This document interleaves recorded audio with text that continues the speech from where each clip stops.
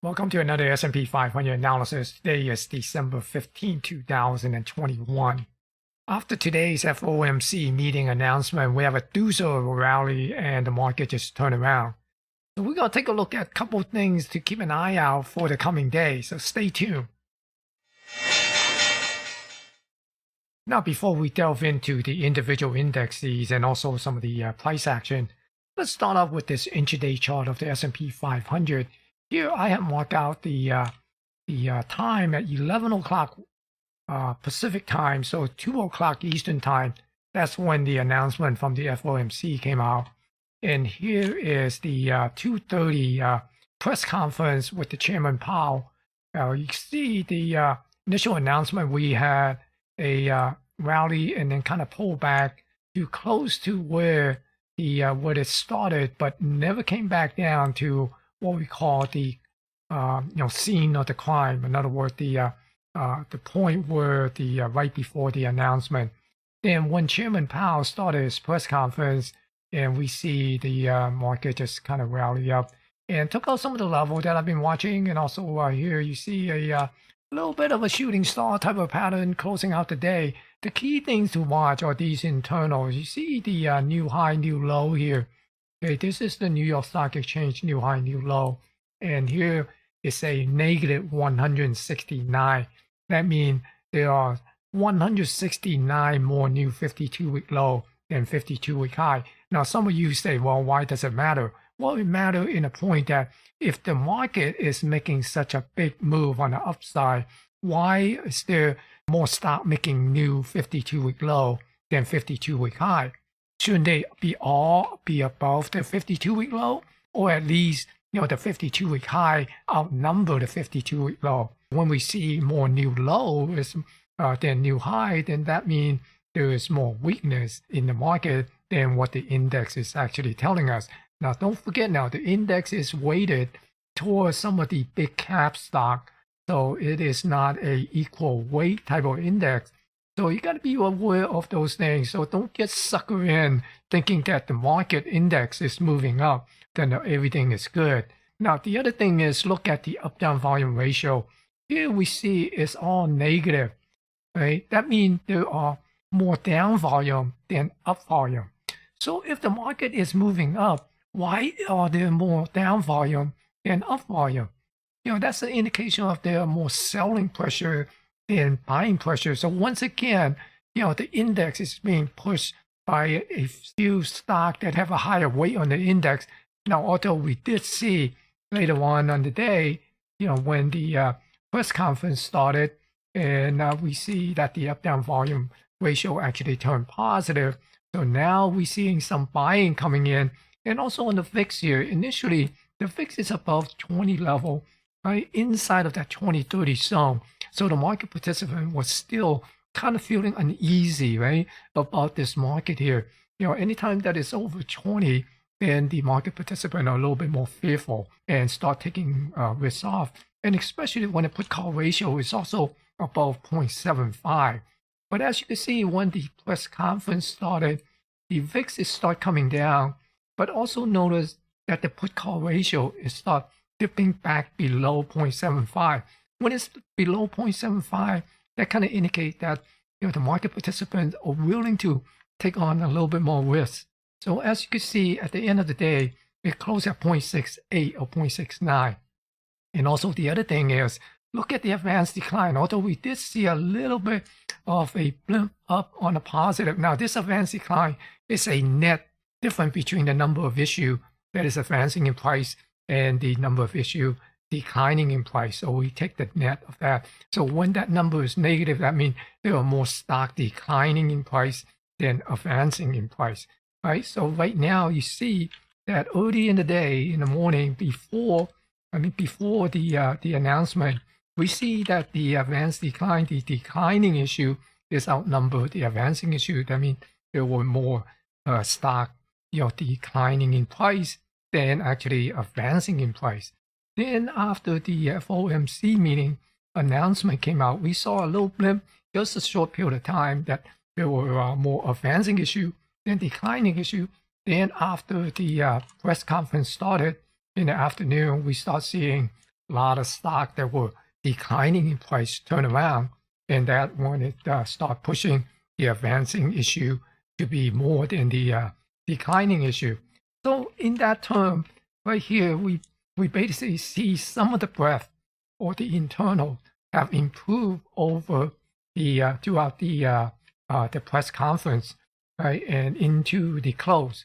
So, but the other things that we have to notice is that there are still internal weakness internal this stock that's making new 52-week low.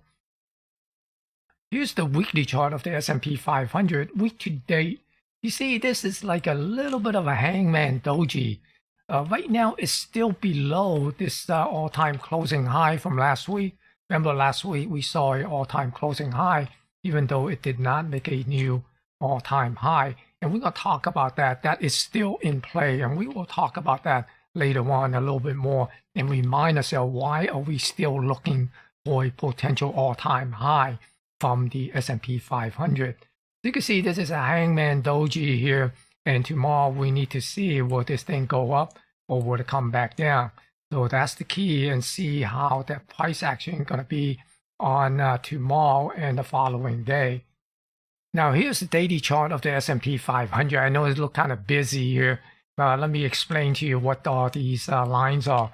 This is the expected move based on the option market or the volatility. As of last Friday's close, what the option market is pricing in the stock movement based on the implied volatility.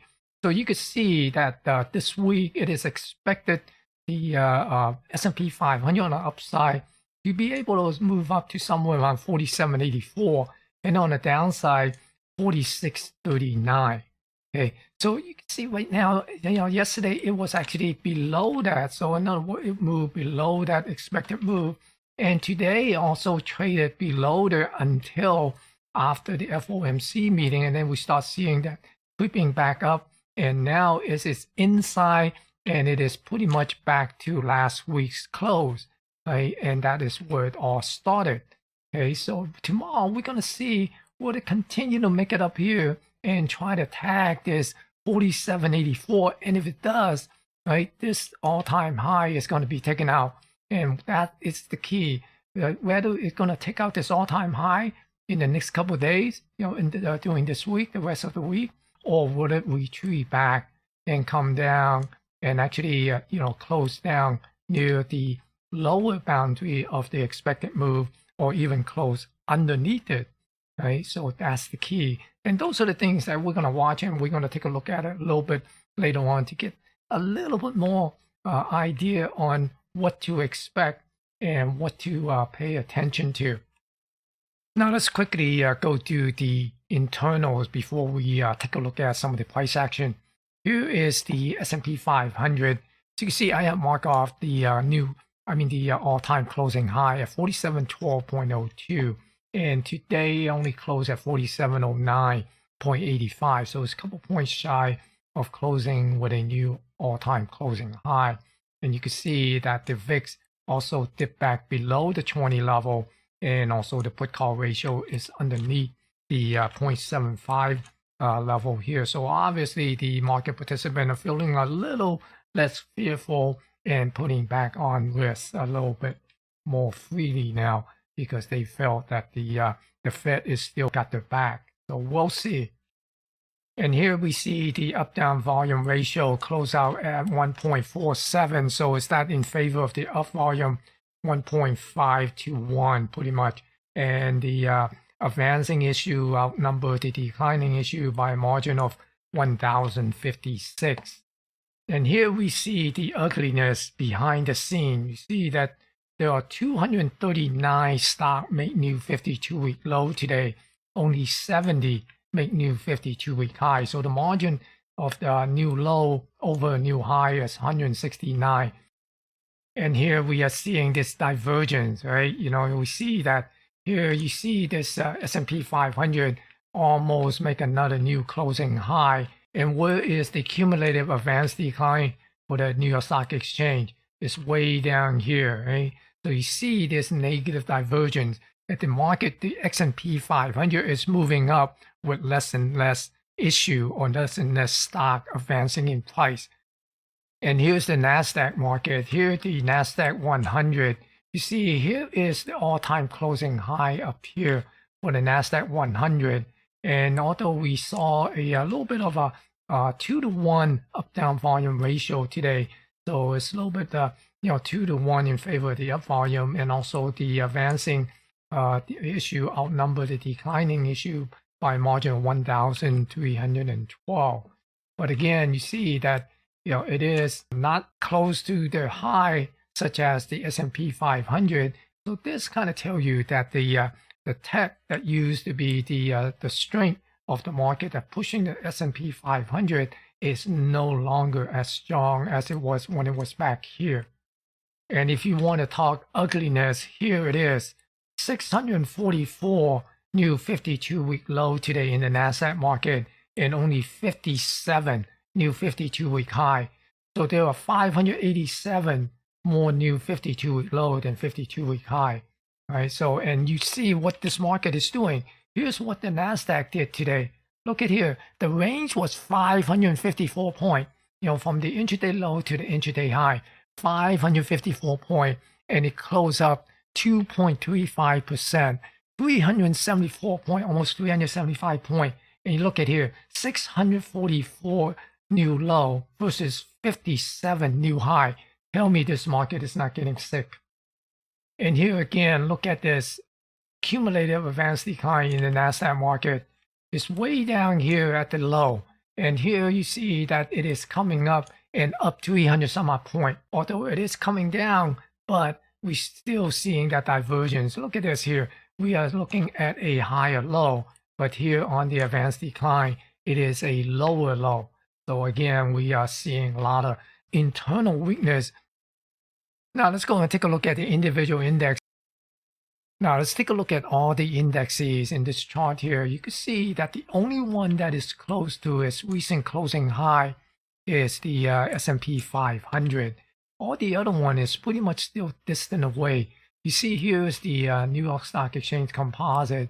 That was the all-time closing high back here, and it is still sitting a little bit of a distance away from that. Same with the Dow Jones Transportation. See, the Dow Jones Transportation is sitting at 16,104, and here's the all-time closing high. Yeah. And here is the Dow Jones Industrial and the NASDAQ 100, the NASDAQ Composite, and look at the Russell. The Russell 2000 is way underperformed, right? It is 2195 today and 2442. That was the closing high. Now let's take a look at the individual index daily price action here. You see that the S&P 500 is getting close to this all-time closing high, but this is the all-time high, and we're expecting this to get taken out sometime in the near future here. We are still watching to see will it be able to take out this closing high tomorrow or the coming, the next couple of days, basically this week, and see would it also come up and take out this high.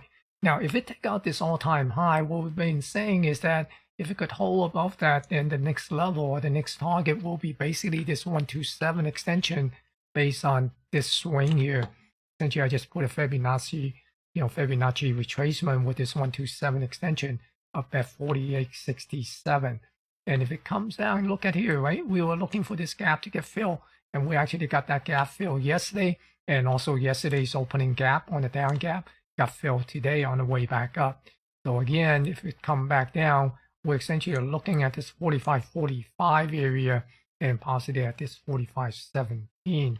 This is basically the 50% level on that swing. So we're still basically looking at this, retracement zone and also this trend line here as potential downside support level. Right now, it's pretty much in confluence with this 50% level here, somewhere around 45.17. And on the NASDAQ 100, we see the NASDAQ 100 also got a nice pop and also filled yesterday's overnight gap and also filled this gap on the way down, yesterday and today on the way up. So it took a downside and upside to kind of fill this gap here. Remember, we were talking about the possible move up, take out this high here, get back above this 127. which is 16,445. So we're going to still waiting for that to see if we'll be able to get back up above that and also take out this trend line here. Then we essentially will be looking at this all-time high. Now, I'm not saying that we're going to see that or not, but basically, if the upside momentum carry it up, then those are some of the levels that we will be keeping an eye on. But if it does start coming back down, let's say this is a fake up move out, and you could see that there could be a potential resistance up here, or even get up to this level, and we get a pushback, a rejection back down, then we be watching this retracement zone and this level here, 15,345, and that would be also in confluence with this lower trend line here of this price channel. And here's the Russell 2000, and lo and behold, right, we were saying that we don't watch for this retracement back down to this lower zone here, right, because we basically have a look above and fail, and we expect it to come down to this bottom of this balance area, and someone front run this and push it back up. Then it finally came back down, and today actually came and tagged this 2134, actually dipped below that before we got that bounce back up here. So right now it's getting back up to this 2194, 2195. We want to see, would it be able to take out this resistance here, this trend line, and possibly move back up to the upper area of this balance area. So keep an eye on this 2297 area, see would it be able to get back up, and then this 2317. But again, if there's a fake out, move back below this 2134, then be aware that there is a potential of this range getting extended, 1x extension down to somewhere around 1951. Okay, and that would be also in confluence near this 1935. And looking at the Dow Jones Transportation, the Dow Jones Transportation is still showing sign of weakness here. It tried to get back above this, stay above this 50% level here, this retracement zone that I have, essentially using this high here to this low, and just basically project a Fibonacci retracement to see how the price action react inside this retracement zone. See that it dipped below the 38.2, so that is already not a good sign. So I expect it to probably will work itself down and break this 15,500 eventually and move down and fill this gap here near this 15,000 area. Now, of course, it could come back up and retest this 618, at 16,617. And who knows, right? It might even come up and take out this all-time closing high here, 17,039. But talking about probability right now, I'm basically looking for a little bit more downside on the transportation. And here is the Dow Jones Industrial. You can see that it broke back above this balance area here, and it has continued to move higher, but still hasn't taken out this high yet. Okay, so it is not, haven't demonstrated a higher high until it take out this high. Then we can say, yeah, it is turning the corner here with a higher low and a higher high. Then we possibly could target this all-time closing high up at the 36,500 area. But in the meantime, we're going to keep an eye on that to see would it be able to come up and take out this trend line here on this particular little bit of a upward price channel. But if it cannot come up and take out this all-time high, look for this gap to get filled and come back into this balance area. And once again, just like the Russell 2000, I would expect it to retrace back all the way down to this 33,800 this time, because here someone went and front run this low here. Okay, so next time when it does come back in, I would expect it to target this 33,800 once again. And here's the broader market index, the New York Stock Exchange Composite. You see that right now it's bumping up against this trend line. Doesn't mean that it could not break above it and come up to this 16,932, which is this pivot high. But right now it is still just bouncing around above this balance area here. But if it dip back inside, then once again I'm expecting it to target this 16,094 just like the Russell 2000 and Dow Jones Industrial, someone sort of front run this low here and push it back up. So keep an eye on that. But if it could get back above this pivot high, then watch this, this high here. Let me put this a little bit above the close to maybe 17,000, 50 or so. Keep an eye on that to see would it be able to, put in a higher high, and then then we have this higher low. Okay, so that's basically what we're looking for, and also break off this trend line here, this pullback trend here on the New York Stock Exchange Composite. Now let's take a quick look at the ETF for the S&P 500. Here's the composite volume profile. And just for your information, I recently just put out a new video and show you how to use the free tool on TradingView that you could use to generate this fixed range volume profile and to help you identify some of these potential support and resistance level, basically, these high volume area and the low volume node and that sort of thing. So right now, as you can see on the SPY, the ETF for the S&P 500, it has come up to this, a little bit of a cutoff area, right? This low volume zone here. So we'll see, would it be able to continue to move up here and put in this this high, test this all-time high, or would it get rejected and come back into this high volume area and start chopping around in this zone here until it probably come down to this low volume node. So you can see here, right? You can see that there is this low volume zone somewhere around 465. So be watching this 465 on the downside if it decide to pull back. So that would be the first level that I'd be keeping an eye on. If it dip below that, then we essentially are looking for a little bit of a support down here, 461 on this high volume zone here. Okay, so that's basically what I'd be watching on the downside. And then on the upside is nothing more than the all-time high. And here for the QQQ, the ETF for the NASDAQ 100, see the price got a nice bounce off of this composite value area high, and it's bouncing up here in this zone here. So right now it's getting up to this edge here, which is there is a low volume node here near the 399 area here. So watch to see would it be able to come up and get rejected back down. And once it get rejected back down, then look for a chop for it to move back down into this high volume area.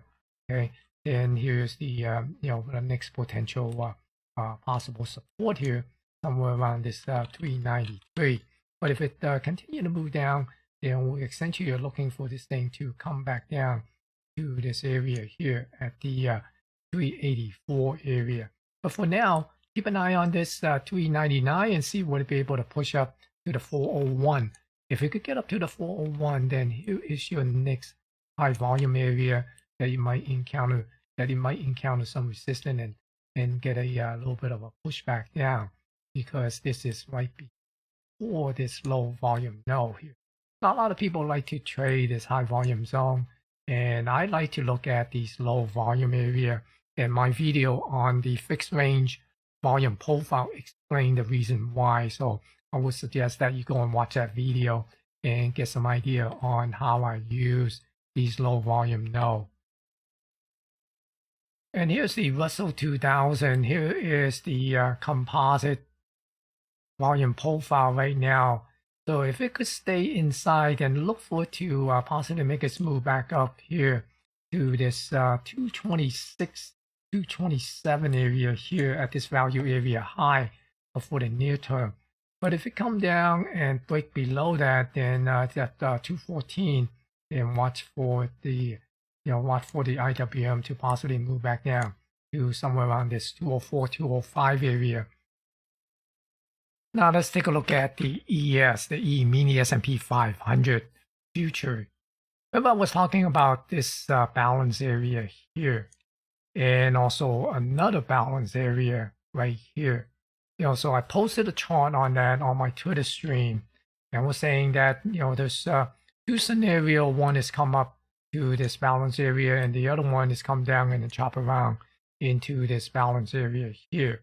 Right? You could see today it almost, made it back to this balance area and start chopping down and take out these version point of control here. Okay, so those are still waiting to be taken out. And here we're basically looking at it right now on this upside move after the FOMC announcement, and actually went right to this balance area. And right now it appears that it might be making its way up to this 4711.75, and then this pull high, which is also the all-time high for the E-mini S&P 500. Now, there are contract rolling to the March contract, so there are a little bit of a premium adjustment. I'm not going to get fancy on that, because I don't have the database to do all these adjustments. I'm just going to watch this 47, 40.50. I know there's supposed to be like, 37.25 is supposed to be something like that. Basically, I'm looking for a new high on the S&P 500. Right, rather this thing go up to 37.25 or going all the way up to the 40.5.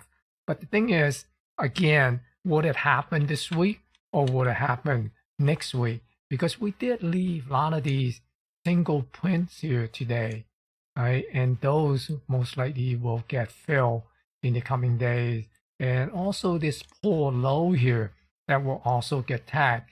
So there are these things down here kind of, attract the price to come down and resolve these things. And when we break this 46.06 or this low here, today's low, pull low, we could come back down. Remember, I'm still looking for this thing to come all the way down to clean up some of these things down here, and that will drag it down to 4,500.